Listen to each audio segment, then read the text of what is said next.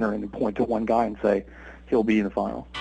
World Victory Road lightweight champion Satoru Kitaoka defends the title against Mizuto Hirota. Kitaoka's 5-0 in WVR with 14 of his 19 career wins coming via submission, while Hirota's 1-1 in WVR and 7 of his 11 overall wins have come via form of knockout. It's the classic striker versus grappler. Well, it's a boomer bust kind of fight, and any Kitaoka fight is going to be like that at this point in time. Fight starts standing, so there's always a chance he's going to get clipped. But on the ground, there are so few guys in the division that can hang with him, especially because of the fact that it's not just that he's a really good grappler, he's so outstanding in some regards that it's really, really hard to deal with. If Mizuto Hirota can keep standing for any length of time and land any shots, he can seriously win. He's a decent grappler, yet he definitely doesn't have the skills to hang around there too long. So it's one of those fights where you'll probably either see, a quick knockout of Hirota, or when it goes to the mat, see Kitaoka get a quick submission. It's definitely one of those things where it's going to be one of two outcomes, and for whoever wins, it will look fantastic, and they will look, extremely impressive in victory, and for whoever loses, it will look extremely deflating and embarrassing. In middleweight action, Kazuo Masaki was arrested earlier this year in Japan after an incident with police. Will face Pride and UFC veteran Kazuhiro Nakamura. Here's the deal. Masaki's fight purse is being donated to charity, and he'll be suspended indefinitely by World Victory Road following Sunday's scrap. Now, if Nakamura wins, he'll be the #1 contender to the middleweight title currently held by George Santiago. Santiago defeated Nakamura in the final of the middleweight Grand Prix. For more news, make sure you visit thescore.com/The MMA Show and thefightnetwork.com. When we come back, find out what UFC President Dana White had to say during Friday's conference call. You're watching The MMA Show.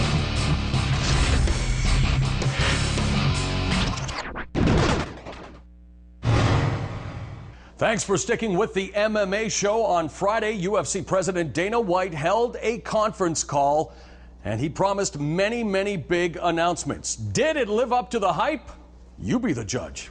First of all, I'm sure everybody wants to hear about the Fedor deal.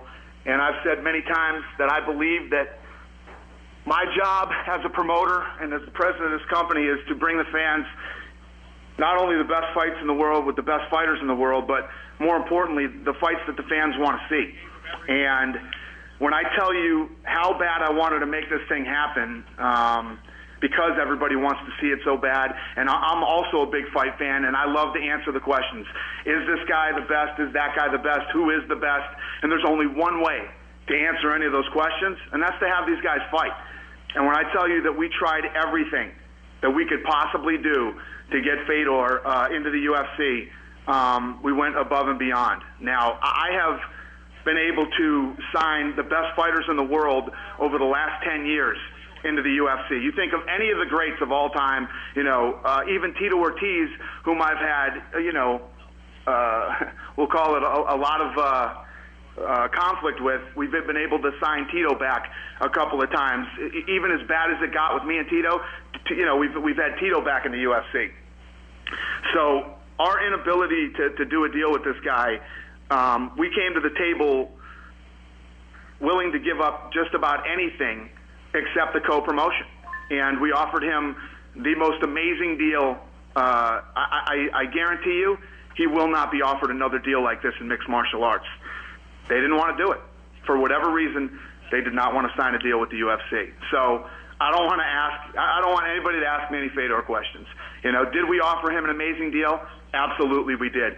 I guarantee you he will not be offered a better deal than this in mixed martial arts. I guarantee it. Even if you went back to when a lot of those companies were still alive last year and there were guys throwing big money around, I guarantee you nobody offered him a deal like we did.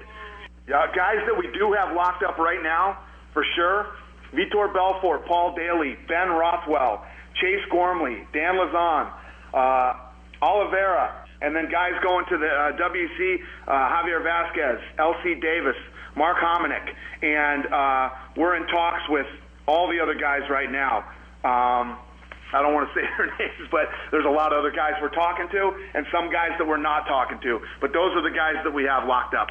I like to bring the fans the best fights I can possibly bring them and the fights that fans want to see.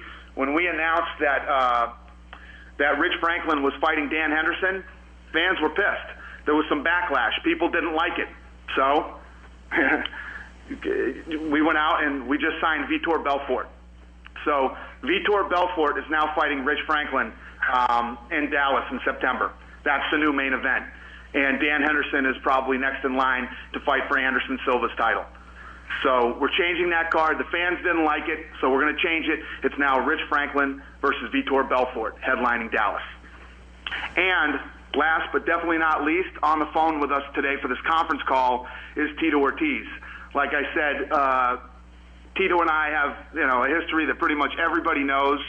Tito Ortiz is still a guy that fans want to see fight. He just had back surgery, and he's getting back into training. He said his back is healed perfectly, the doctor said. He feels good, and he's ready to compete in the 205-pound division and take a shot at the title again. I think time really cures everything. Dana came to me, and he was the man of his word. He apologized to me for the things that he did prior. We're kind of like boyfriend or girlfriend, of course, him being the girlfriend. But, but we for me personally, it was about competition. My fans deserve the best of Tito Ortiz.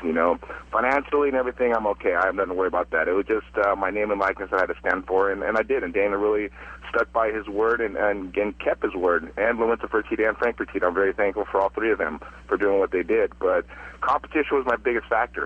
If I fought for Strikeforce, who would I fight against? Bob Alou, I'd crush his face. Frank Shamrock, I would be the first death in mixed martial arts history. Who else would there be? Nobody else. So I think my fans are the ones that really need to deserve the best of Tito Ortiz. Now that I got a new back surgery and everything's done, I'm healthy. I'm 100%. I'm able to start wrestling again. I have no more pain going down my legs, no more numbness. I'm very excited, but I think competition was the biggest thing, The hell with all the money, the hell with all the fame and everything. It's about competition, and that's what my fans want to see, is me fighting at the top I possibly can. I look at the past 3 UFC champions.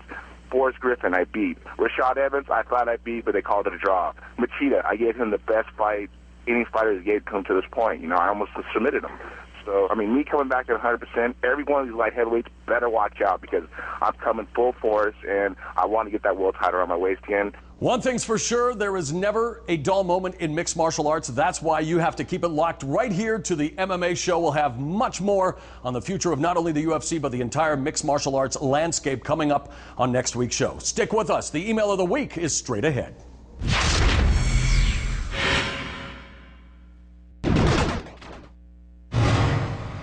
Welcome back to Canada's first and most comprehensive mixed martial arts program. This is the MMA Show. It's time for the email of the week. And Charles writes, we used to talk about IFL, Elite XC, and Affliction as competitors for the UFC.